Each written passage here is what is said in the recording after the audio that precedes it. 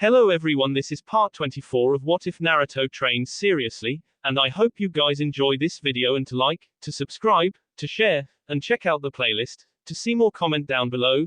Now let's start the intro. They call me a god. They call me a god. They call me a god. Join my membership, the perks are great. It's in the description. The rays of light from the setting sun were just barely seen over the mountain tops of Kaminari no Kuni.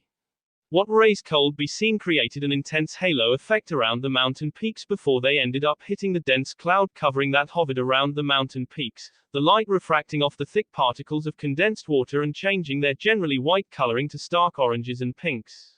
It was a very beautiful sight, as one Okoyoshima could attest to. Okoyoshima was an average, Chunin level shinobi. He had chin-length dark green hair and brown eyes. His outfit consisted of the standard Kumogakure attire of a Chunin, a long, grey top that gathered at the waist to give it a sash-like appearance with matching colored pants.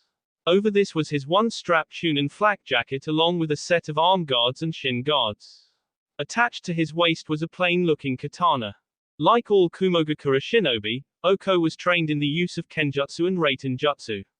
He was not the best at either of those, especially reiten since his elemental affinity was for Suten ninjutsu, but he got by.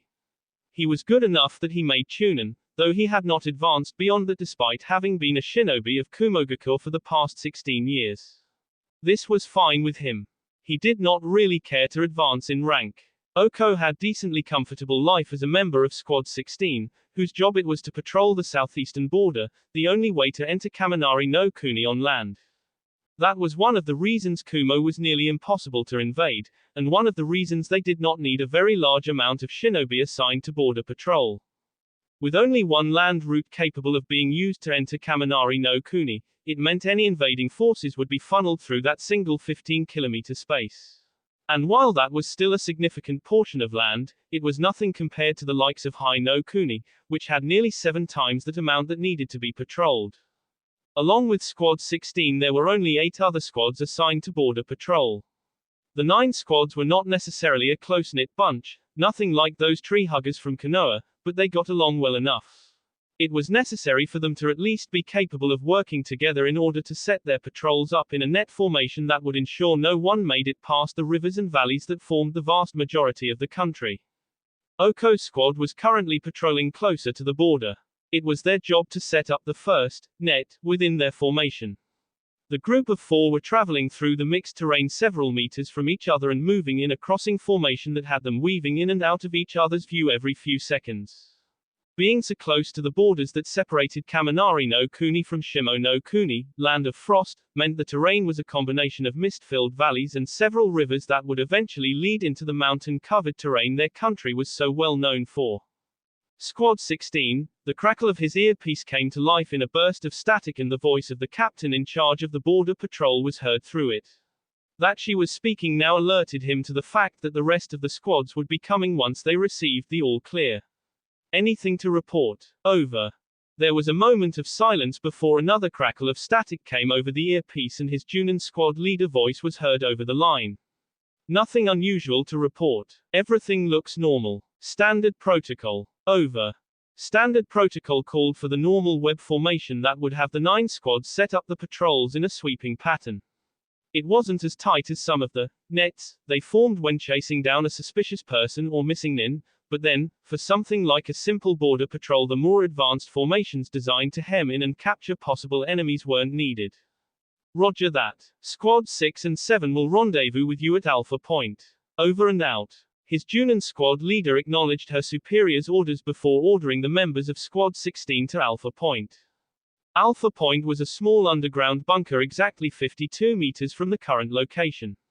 It was nearly impossible for anyone without authorization to notice due to the genjutsu that was woven around the bunker, making it look like a small hill. Only members of Kumogakure's shinobi force, or a dojutsu like the Sharingan or the Byakugan would be capable of recognizing and seeing the illusion for what it was. Oko formed up behind his squad leader, Mai, a Junin with raven hair that had 2 small buns tied on her head while the rest was let down to run over the front of her shoulders and down her chest. She had light brown eyes that were set in an apathetic expression that bordered on looking bored. It was a look she always wore. Like Oko and everyone else, her outfit consisted of standard Junin attire. The only difference between her and most of those in her squad was that she did not have a katana at her side, but several dozen stilettos strapped along her waist and thighs. As the group reached Alpha Point, they were forced to stop when they caught sight of someone who shouldn't be there. Landing on the ground, the squad of 4 saw a man with spiky orange hair and several piercings on his nose and ears, and 2 more piercings under his lower lip. His eyes were the strangest pair any of them had ever seen. Both the iris and sclera were purple, and there were 4 concentric rings surrounding the pupil. They looked like some kind of dujutsu, but they didn't look like any dujutsu Oko had ever heard of. However, while the eyes were unusual, it was not what caught his squad leader's attention. That cloak. It was the cloak. Wrapped around the man, covering his entire frame from their view, was a black cloak that had red clouds on it. It was an unusually flashy piece of clothing for anyone to wear, very easy for people to take notice of. It was almost like he wanted people to see him. So busy was Oko observing the man that he became completely shocked when the strange orange-haired figure disappeared. Not just moved, but vanished entirely. At least, that's what it looked like to him. The S sound of fabric and F being S into followed by a pained gasp had Oko turning his attention towards one of his teammates. He was shocked when he saw the man who vanished was standing before one of his squad members, a strange metal rod in his left hand. Said rod was also S through the chest of his teammate, penetrating all the way through the man's torso and sticking out of his back. As his squad mate gave a death shudder, the orange-haired male pulled the rod out of the now S-Chunin and let the corpse fall to the ground with a dull thud. "It's Akatsuki!" Mai shouted in shock, and Oko felt surprise of his own coursing through him. He knew of Akatsuki, everyone did. A group of powerful missing ninja that were apparently after the Bayou. They had even been forced to step up the patrols on the off chance one of its members tried to sneak into Kaminari no Kuni to take Kiribi-sama and Yugito-sama. While his own shock at seeing a member of Akatsuki here kept him rooted to the spot, the orange-haired man with the strange eyes managed to disappear in another burst of speed. He appeared in front of the last member of their squad, a drinking buddy of his, and just like last time the man impaled the Chunin in the chest with that strange rod. "Oko!" Mai snapped as she whipped 2 stilettos off her and spun them in her hands. "Don't just stand there like an idiot. Form up." With her piece said, Mai began channeling lightning chakra through her stilettos. A part of the reason she was a Junin despite not having much in the way of solid close-range skills was due to her accuracy with throwing weapons, and her talent in lightning manipulation. She was one of the more skilled ninja in the village when it came to manipulating the Raiten element and was on par with some of the more powerful ninja of their village. Raiten, Pasu no Kiba, lightning release, Elfang. With the 2 stilettos in her hand now covered in wreathing arcs of blue lightning, Mai threw the sharp knives at the orange-haired man with incredible speed. The weapons were so fast all that Oko could see was a sharp, blue streak as they traveled straight towards the Akatsuki member who had just attacked and killed 2 of his squad mates. They looked like 2 bolts of lightning rather than a pair of throwing knives. The stilettos, which looked like they would L right through the man with ease at the speed they were traveling, never touched the man. Oko couldn't even begin to guess what happened. 1 second, the lightning-wreathed weapons were sailing towards their enemy at speeds most Junin would be unable to keep up with. The next the 2 blades were blown away with some kind of invisible force. The next instant happened too fast for Oko's eyes to follow. Mai had been preparing to throw more lightning-covered kunai when she was suddenly lifted off her feet and sent soaring towards the Akatsuki member. Before Oko could even blink, Mai was impaled by the black metal rod, her mouth opening in a gasp as egg leaked out of it. As the lights in her eyes dimmed, the man wearing the black cloak with red clouds pulled her off the rod and tossed her cooling corpse onto the ground. And then the man was in front of Oko. The last thing the Chunin with little aspirations saw was purple eyes with concentric rings staring at him before his world erupted into pain. Zox. Pain stared at the corpse of the green-haired man he had just tossed to the ground before lifting his eyes to his surroundings. He did not bother to turn his head to see the 6 other figures walking out from the surrounding rock-covered terrain. He did not need to bother, for he already knew they were coming. He was them, just as they were him. They were all one. They were all pain. 6 sets of identical Rinnegan eyes stared ahead into the misted valley. Beyond this border lay Kaminari no Kuni, the country where Kumogakure was. The shinobi village where the Hachibi Jinchuriki lived. Squad 16, have you reached Alpha Point yet? Squad 16. Report. Pain glanced down at the earbud on the tunin he had just as a voice came across it, getting louder and louder as it asked for Squad 16 to report to them. It looked like he had a few more small-time shinobi to deal with before he could reach Kumogakure and secure his target.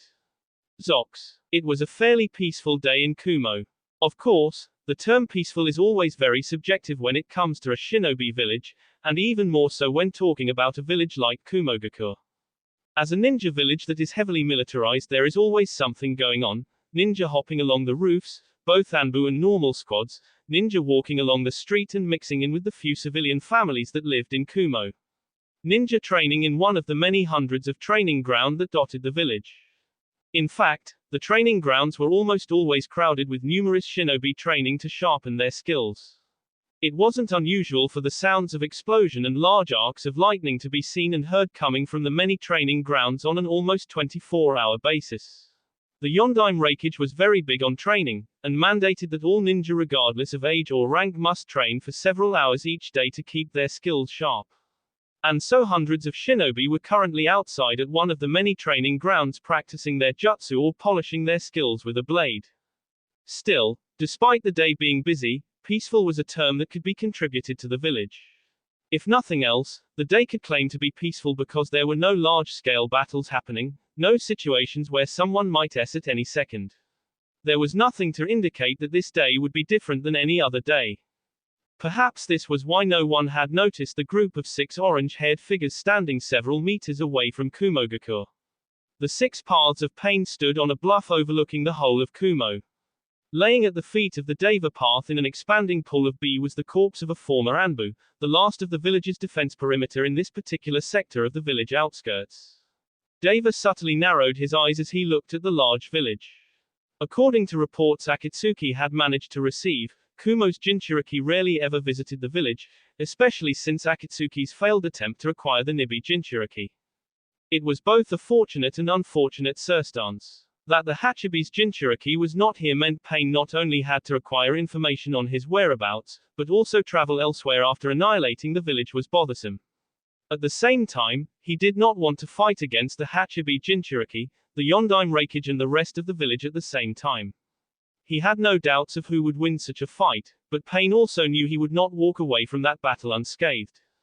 Yes, it was probably for the best that the Hachibi Jinchuriki was not here. No sense in fighting the perfect host along with an entire village at the same time. Time to get started. The Preta path, a large man with slicked back hair, a sharp-looking piercing on each cheek, 2 running vertically down his nose, 5 more jutting out from under his bottom lip, and another 2 long piercings sticking out of his ear moved to the fore of the group. The second animal path, a young girl with a chakra receiver above her nose, 2 on either side of her neck, a row of 4 running vertically down each cheek, and 2 studs on each forearm, walked over to Preta as the other reanimated corpse crouched down and laced its hands together. She stepped onto the Preta's hands, which were pointed towards Kumo, then crouched down in preparation. Soon enough, Animal was launched through the air at impressive speeds. Her body straightened as she dove towards the shinobi village head first, heedless of any possible danger she may face. There was no need for her to worry.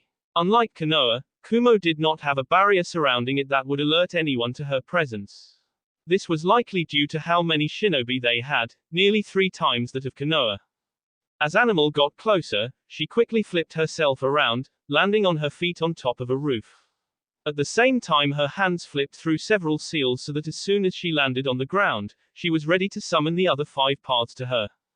There was a large puff of smoke as the 5 paths appeared. It dispersed very quickly, however, as the 6 paths took off as soon as they were summoned, already preparing to cause as much damage as possible before anyone could realize they were there. Zox. It had not taken Animal long to make it to the center of the village. Most of the ninja patrolling Kumo's interior were Chunin, and they were far too slow to see her as anything more than a blur. By the time she reached the heart of Kumo, her hands had already flown through all the needed seals to summon a powerful creature of her choosing. The cloud of smoke that the summoning created was far larger than when she had summoned the other paths, and far more noticeable because of it. Not that this mattered much. Before the smoke had even dispersed fully, a three-storied three-headed dog jumped forth and descended upon the hapless village before the village's forces could even begin to realize what had happened, much less set up a timely response. Several buildings were decimated as the large three-headed beast entered them with reckless abandon. A number of ninja that were hopping the roofs were violently flung through the air, a number of them hitting the ground and an even larger number hitting the surrounding buildings. Judging from the sickening crunch that could be heard from several of them, the ones that hit the building in particular, many of these shinobi were not injured but outright the force they hit the wall with, ending their lives. The animal path looked on as her summoned beast began rampaging through the village. This would set up a nice distraction for the others to begin this village's shinobi much more easily. Zox. Asura was perhaps the most unusual looking of the six paths. Aside from being completely bald with four spiked chakra receivers sticking out of his head, Asura also happened to possess three faces. Each face looked generally the same and even had the same piercings, two running vertically down each cheek, a loop ring that ran vertically down the bridge of his nose, and one large receiver embedded into his chin. Yes, just looking at Asura's face was enough to inform anyone that this was not a normal person. Landing on the ground, Asura skidded across the dirt surface. As he slid across the abandoned alley, his left hand grabbed the wrist of his right hand, twisted, then pulled. Oil poured forth from Asura's forearm as it was pulled off. As he pulled his arm out further, a long, 1-inch thick metal wire with several dozen missiles attached to it became more and more visible as the wrist got farther from the rest of the arm. Coming to an abrupt halt, Asura lifted his arm, now loaded with high-tech mechanical weaponry, above his head. Less than a second later, 24 missiles were launched into the air. Many shinobi and civilians who were in the general vicinity of Asura looked up when they saw these strange-looking machines with flaming plumage like those of a comet behind them. They didn't have much time to gawk and wonder about these unusual devices, however, as the first one soon hit a nearby building.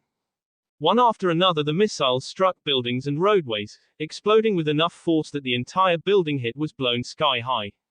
Many of the buildings that were hit were reduced to rubble, and large chunks of debris created by the destroyed buildings were sent flying. The debris would either hit another building, toppling the walls it struck, or flew into a street crowded with civilians and shinobi, many of those it hit and leaving just as many broken. Those missiles that hit the street often managed to do so in a busy intersection or bustling marketplace, sending those that were not in its blast radius flying. Those who weren't fortunate enough to not get a full blast of the missile's destructive force were destroyed outright, their be exploding in a spray of B&G as pieces of their anatomy were sent flying across the street and splattering all over the walls. With any luck, not only would the amount of destruction generated from the explosives cause enough death and mayhem to keep everyone in a panic, Asura hoped that the way the destruction from the explosives had spread out would keep people from getting a fix on his general location so he could continue causing as much long-range damage as possible. In either event, it was time to move to another location anyways. Ill-begotten was the ninja who stayed still for too long while in enemy territory. Zox. Preta counted at least 10 shinobi surrounding him on ground, and another 5 on the rooftops. Their flak jackets and the way they carried themselves showed him that many of them were Chunin, but he could spot a few Junin amongst the large group of ninja looking to take his head off. Most people would probably be worried about being surrounded by so many enemy shinobi. Preta was not, and not just because he was only a reanimated corpse. There was simply no need for him to worry about the trash currently facing him. What could meager ninja such as the rabble around him do when they were confronting a god? Raiten, Bakurai, lightning release, depth charge. Several of the ninja were enveloped in a layer of lightning after going through a set of hand signs. It looked like they were going to collaborate their jutsu by combining the same jutsu in order to make the attack bigger and more powerful. It was similar to the way collaboration jutsus worked, in which one elemental attack would be used to boost another, such as with fire and wind. This was a bit different as there was only one jutsu being used and multiple people launching it at the same time, but the effect was the same, not that it mattered. While the 6 large bolts of electricity combined in midair to increase greatly in both size and power, the rest of the ninja pulled out their swords and prepared to rush in should he manage to dodge the attack. Not that he had any need to dodge. Holding out his hands just as the combined jutsu was about to hit, Preta began absorbing the chakra that had been used to fuel the attack. Slowly, little by little, the large lightning jutsu began to decrease in both size and power. To those looking on from afar, it looked like the jutsu was being sucked into a distortion centered around Preta's palm. What the hell? The jutsu had no effect. Surprise emanated from the Kumo ninja surrounding Preta. What was going on here?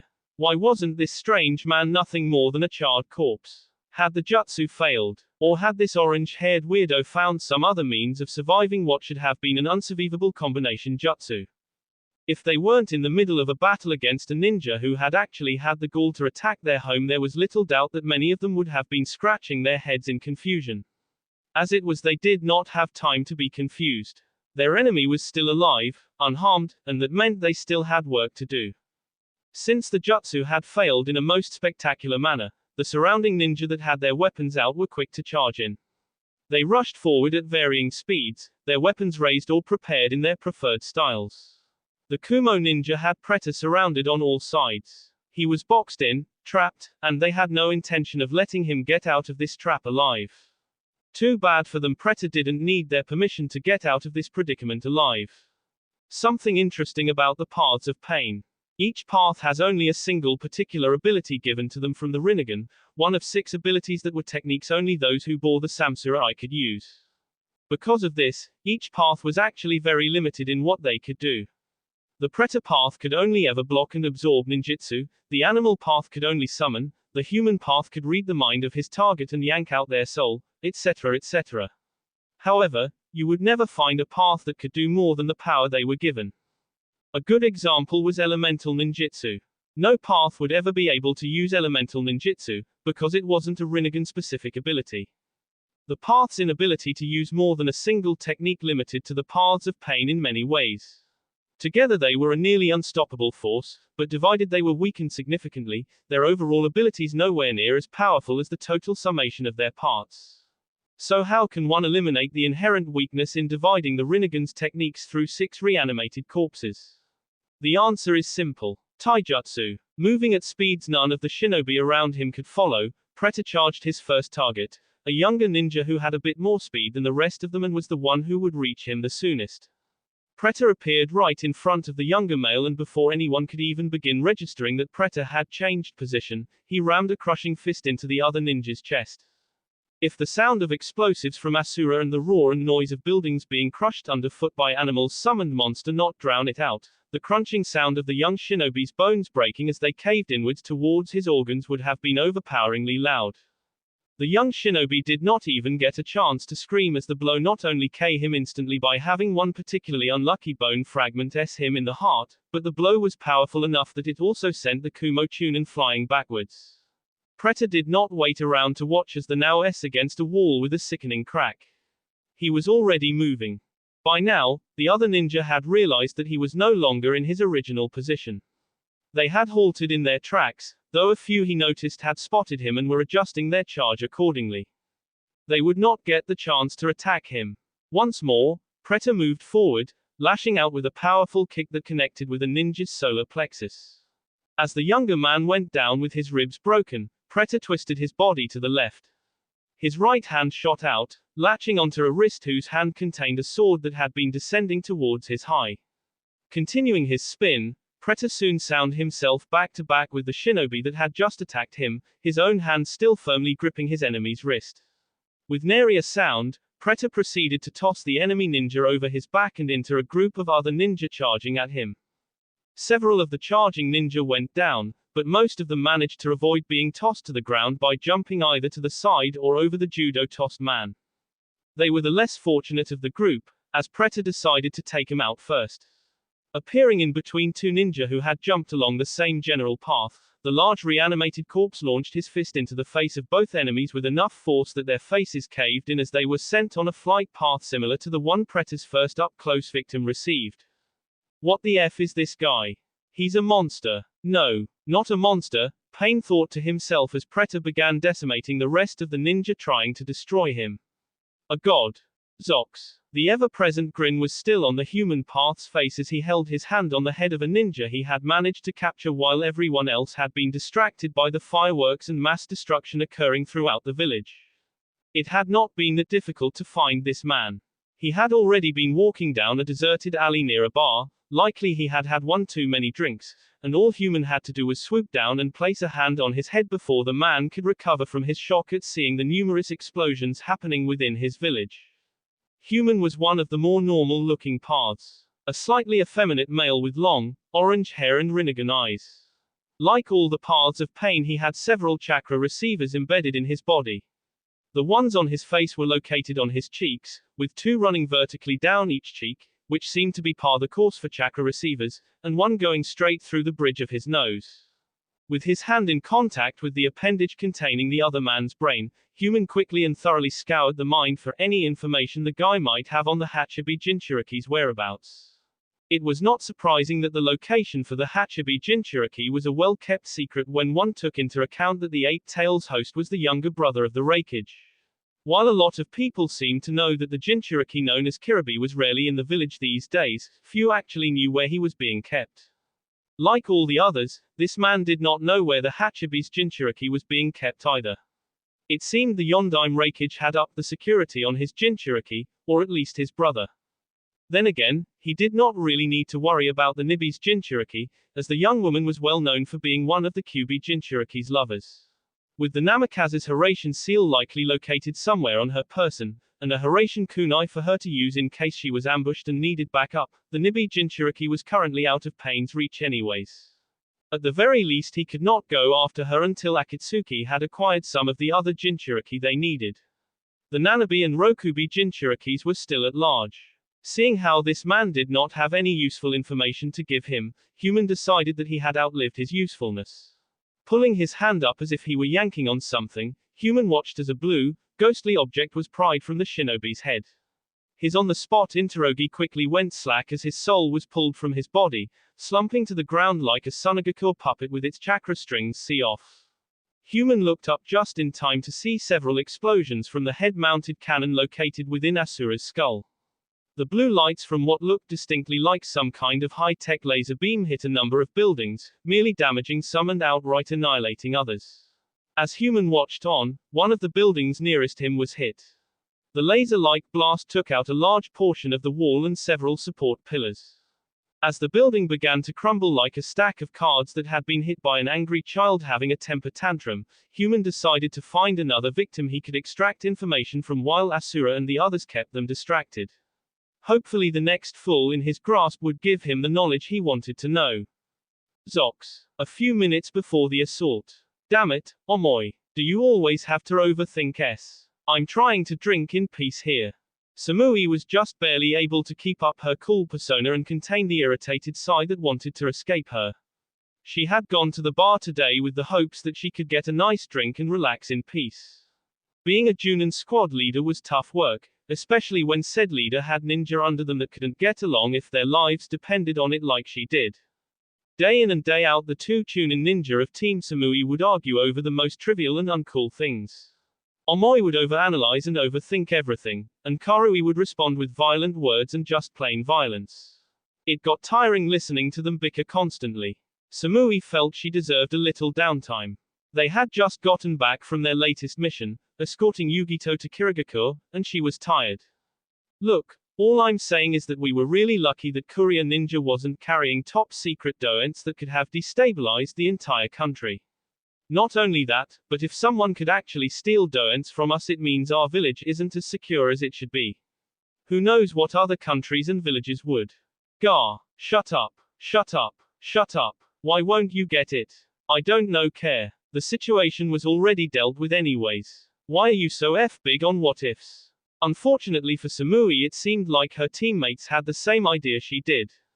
She could go to another bar of course, but there was only one shinobi-only bar within Kumogakure. The Raikage did not approve of indulging in alcohol, but couldn't ban it unless he wanted to see into one of the most profitable ventures in the entire elemental nations.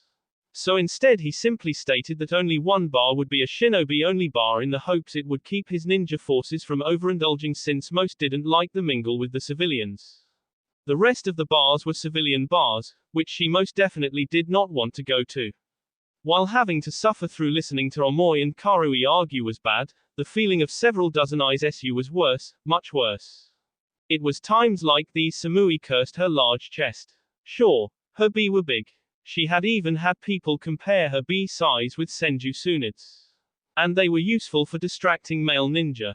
But beyond that they were nothing but a mere annoyance. They sometimes got in the way of her kenjutsu, they were so large they didn't fit her small frame and often gave her back problems, and she couldn't go anywhere without having every male and even a number of females ogling her chest. It was so uncool. You should care. What if something like this happens again? Only instead of something useless like the number of handbooks being published getting stolen, they steal a map with the entire layout of the village, including all of our secret entry points. Speaking of uncool, that would never happen. Her eyes traveled over to the insufferably uncool duo that were her teammates. Omoi was looking contemplative and slightly paranoid as always. Meanwhile, Karui was red-faced and angry and looked 1 second away from shoving a kunai into Omoi's spleen. In other words, she also looked the same way she always did. Her wanting to KO Omoi was just par the course. Naturally, the reason for her teammates' various expressions were because they were fighting, again. Over what, she didn't know, they had changed subjects so many times in the past hour that she wasn't paying attention anymore. For all she knew they could have been arguing about whether or not the samurai came before the shinobi. Times like these made her wish she had different teammates. When she had first come into the bar she had been able to claim a seat by herself. Her reputation as a cold and aloof bee worked in her favor and made it so that none of the average run-of-mill shinobi would ever bother her. There were only a few ninja in the entire village who would actually come up and speak with her. Her teammates were 2 such people. Yugito was another one. Kiribi-sensei would probably be one as well, but since he had never been to a bar because he didn't drink it was a moot point. My respect for you has really gone up. Samui tore her cold gaze away from her arguing teammates to look at the only other person sitting at her table. The man on her left was a fairly tall, dark-skinned man with a slightly bulbous nose and lazy, half-lidded eyes. To top of his general lazy boy look, his posture was slouched while his left arm was hanging behind his chair. His hair was a mess of shaggy white locks with a thick bed of his hair covering his left eye. He was wearing a high-collared, sleeveless uniform with loose-fitting pants, bandages on his wrists, and the standard white one-strap over one shoulder flak jacket of Kumogakur. He also had the kanji for water and lightning tattooed onto his left and right arm respectively, signifying the 2 elemental affinities he possessed. When Samui raised her eyebrow at him, Darui gestured to the pair of still arguing chunin. Dealing with them day in and day out must be tiring. I'm impressed that you can handle them as well as you do. I had Kiribi-sensei as my sensei, same as these 2. Samui shrugged her shoulders, which did very pleasant things to her chest as Darui could testify. Having to deal with the constant arguing as well as Kiribi-sensei's rapping on a daily basis made it easier for me to remain cool when they get like this. Though that didn't mean she actually enjoyed listening to them bicker, or that she could necessarily block them out. She had just grown so used to them constantly arguing like an old married couple that she was able to act like she was ignoring them. That's still pretty damn impressive, Darui continued with an easy-going smile. I don't think I would have the patience to deal with this, he gestured to Omoi and Karui, who were still arguing. On a daily basis. Flattery will get you nowhere, Samui replied in the same cold tone she always spoke. I would like to ask that you not hit on me, Darui-san. It's not cool. Ouch. Darui over-exaggerated a flinch and affected a mock-hurt expression. I see those rumors about how cold you weren't an exaggeration. He tilted his head back as he knocked back the sake in his saucer, allowing the warm liquid to burn down his throat. With a content sigh, he set the saucer back down and poured himself another glass. Though I did hear a rumor that you've gotten pretty cozy to the Namikaze boy Yugito is so taken in with. That's because Naruto-san is cool. He can at least look at me without looking below my face, Samui replied. And besides, he is already taken by Yugito-sama and, from what I understand, several other women. I did hear Bosu saying something about that after the Chunin exams a few months back. Darui hummed in thought as he remembered the Yondaime Reikage muttering something about lucky blonde bastards. He sounded jealous. I wouldn't know, Samui said in a cool voice. I'm not as close to Reikage-sama as you are. True, true. Before anything else could be said, the loud boom of multiple explosions and what sounded like something crashing into a number of buildings reached their ears. This was followed by the earth rumbling and shaking underneath them. What the hell is going on? Shouted Karui as she was knocked off her chair and onto the floor, an angry expression marring her face. Maybe some new techniques gone out of control, Omoi suggested, right before he began suggesting more theories. Or maybe there's some kind of large-scale earthquake that's managed to reach up here. Or maybe someone's attacking the village. Who would be stupid enough to attack the village? Asked Karui as she stood up with a growl. The thought that someone would attack their village so blatantly was absurd. They were the most militarized village out of all the hidden villages.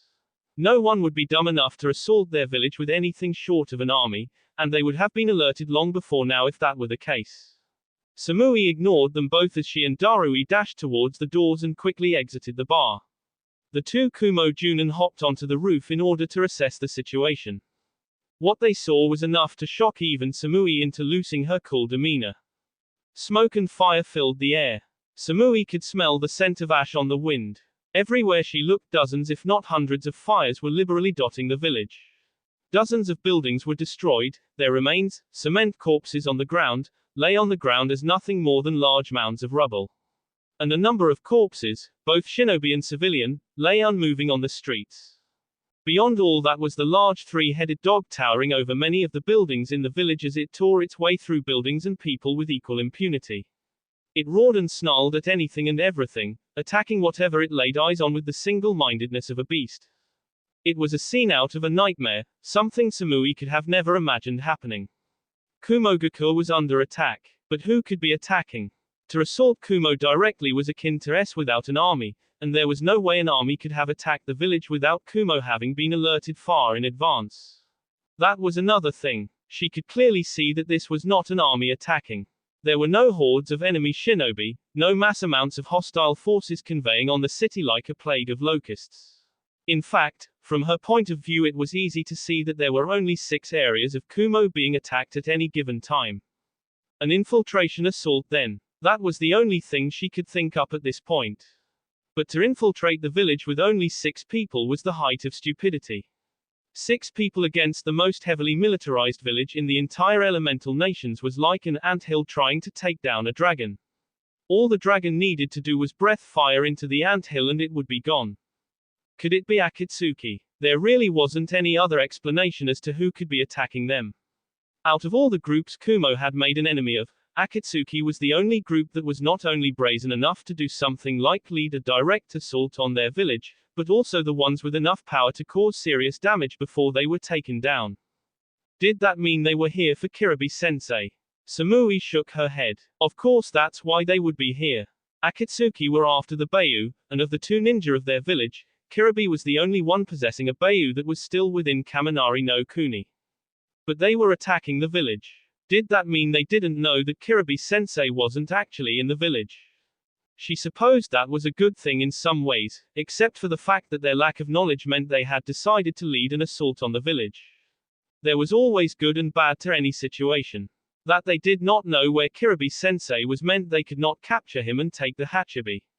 That they did not know where he was also meant they had decided to attack Kumo directly, leading to much death and destruction. Samui would just have to take things as they were and do her best to defend her village. Is that a giant 3-headed dog? Asked Darui, looking at the large monster with a frown. Samui nodded her head. Yes. Ah. Okay. I just wanted to make sure I wasn't seeing things. What the hell is going on here? Karui had just come up onto the roof where Samui and Darui were standing to see the sight of her village being attacked by the largest dog she had ever seen, never mind the fact that it had 3 heads. Beside her, Omoi also landed on the roof and stood in stunned silence at the event he was witnessing. Who's attacking us? Could it be? Omoi gasped. It must be. Samui looked over at the Chunin under her command. She was not surprised he had figured out who was attacking so soon, what with his propensity for overthinking. Aliens. Extraterrestrial life forms are attacking our village so they can capture our people and anal probe us. Even Samui's eyes twitched at his words. Karu's reaction was much more violent. Idiot. She landed a powerful punch on his face, not enough to send him flying like she normally would, but certainly enough to leave a large, red imprint that looked exactly like her fist on his left cheek. There's no such thing as aliens. Stop overthinking everything. It's obvious that the people attacking are Akatsuki, Darui added, Samui nodding her agreement, having come to the same conclusion. The man given the Raikage's second right hand turned to look at the blonde woman whose cool demeanor was finally back in place. I am going to inform Raikage-sama about this. I'm sure he already knows, but go do what you need to, Samui told him. Omoi, Karui, and I will see what we can do to help defend Kumo. Darui nodded and, turning on a dime, began to jump across the roofs of Kumo towards the Raikage's mansion. I don't know if we can do anything about that dog, Omoi said thoughtfully. We're not really a unit made for mass destruction, and it will take something big to get rid of that thing. Where there is a summons there is a summoner, Samui informed him coolly. If we can find the summoner, we may be able to force them to reverse the summoning. At the very least we can keep them occupied so they can't summon anything else. Right, Karui s the fist of her left hand into the open palm of her right. All we need to do is find this summoner and K them before they can summon anything else. Don't worry, when I get my hands on that bastard his A is grass. Samui sighed, but did not say anything to dispute her subordinate's words. Let's go. Zox. When the first set of explosions rocked Kumogakur, the Yondaime Raikage had been in the middle of his workout. Since he works out all the time, this does not really mean much. The attack could have happened several hours ago or several hours later and he would still have been in the middle of his workout. That did not change the fact that he had been exercising while the attack started, interrupting his training. He hated it when people interrupted his training. Mabui. Yelled out, his voice both harsh and angry. At the sound of it, the door to his office opened, allowing an attractive young woman with dark skin, green eyes, and light gray hair pulled back into a bun with only two bangs framing either side of her face, to enter the room. Raikage-sama, Mabui began, already knowing what he wanted to hear. I have just gotten several reports claiming that 6 people wearing black cloaks with red clouds have infiltrated the village. Even as she said this, another series of explosions rocked the village. Akatsuki growled. He should have known they would be the ones behind this. There was no one else who would be stupid enough to attack his village. If those idiots thought they could get away with harming his village and his people like this, then they had another thing coming. Alert all of our reserve shinobi that are not already on the scene. Are ordered. Tell them they are to help evacuate the civilians first, and then prepare to help annihilate the Akatsuki. Hi, Raikage-sama. Mabui gave him a crisp bow before hurrying towards the door. I saw this and was about to head out himself when Darui entered the room. I guess you already know what's going on, Darui commented, his lazy posture now gone. Where do you want me? Find C and get over to the damn 3-headed monstrosity and take it down. Are ordered. When you do that, find me. I'm going to be going after the leader of these idiots. Bosu. Darui raised a hand to stop the Raikage from doing what he knew the man would do too late. Why don't you use the door instead? Darui sighed as he looked at the remains of the window the Yondaime Raikage had just busted through in his haste to face the enemy. He scratched the back of his head for a moment, feeling a tad sheepish at what his Raikage had just done. At least everyone is probably too busy panicking to notice any damage Bosu is likely going to cause. With a final shrug, he began making his own way out of the tower. He had more important things to than worry about the mass amount of property damage his Raikage would likely cause before the man even reached his enemy, like finding his partner C41. Mayor, I'll apologize to the people whose stalls Bosu destroys later. That will be all for this video. Be sure to like, subscribe, share, and comment down below for more videos. Goodbye.